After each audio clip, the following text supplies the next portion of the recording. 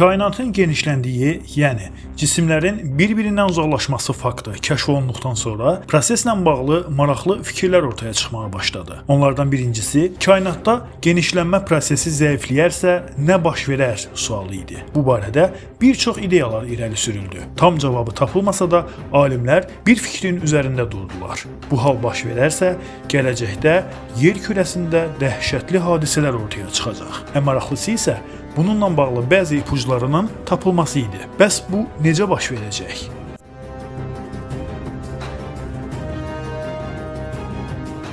Kainatın genişlənməsi fikrini ilk dəfə məşhur Belçikalı fizik George Lemaitre ortaya atdı. O, kainatın genişləndiyini və bu genişlənmənin böyük partlayış adlı hadisədən sonra başladığını irəli sürdü. Lemaitre nəzəriyyəsi daha sonra Edwin Hubble'ın müşahidələri ilə dəstəkləndi. Ancaq bunu ilk dəfə Albert Einstein'in araşdırmalarına əsas alaraq riyazi üsullarla sübuta yetirən məşhur Rusiyalı fizik Alexander Friedman oldu. O, çox maraqlı və fərqli araşdırmaları ilə diqqət çəkən Rusiyalı fizik və riyaziyyatçıdır. Kainatla bağlı fikirlərindən birində bildirir ki, vaxt keçdikcə yerin cazibə qüvvəsi kainatın genişlənməsini yavaşladacaq və Big Bang hadisəsinin tərsi baş verəcək. Yəni, göy cisimləri sürətlə bir-birinə yaxınlaşacaq və dəhşətli ssenari gerçəkləşəcək.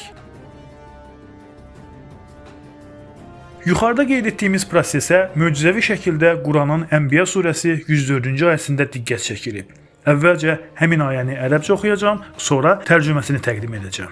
Bismillahirrahmanirrahim. يوم نطوي السماء كطي السجل للكتب كما بدأنا أول خلق نعيده وعدا علينا إنا كنا فاعلين. Göyü kitab səhifəsi kimi büküb qatlayacağımız günü yadınıza salın. O gün ilk dəfə yoxdan yaratdığımız kimi qaytarıb əvvəlki halına salarıq.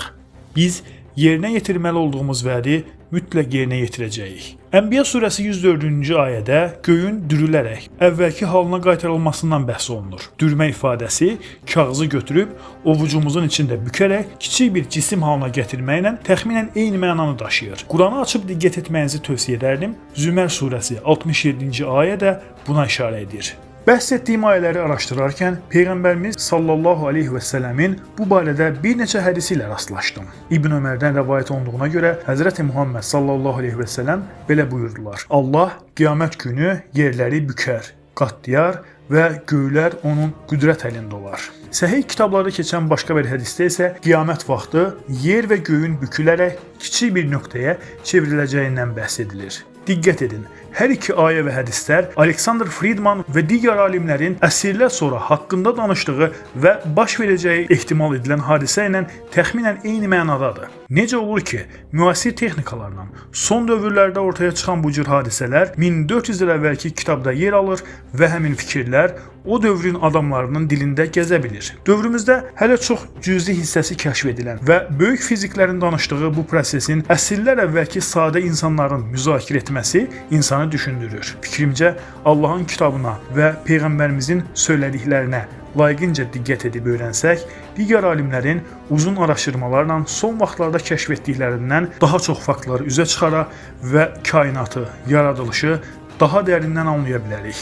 Bu videoda haqqında qısa danışdığımız Big Bang hadisəsi və kainatın genişlənməsi prosesi ilə bağlı hazırladığımız yeni videoları yaxın günlərdə təqdim edəcəyik.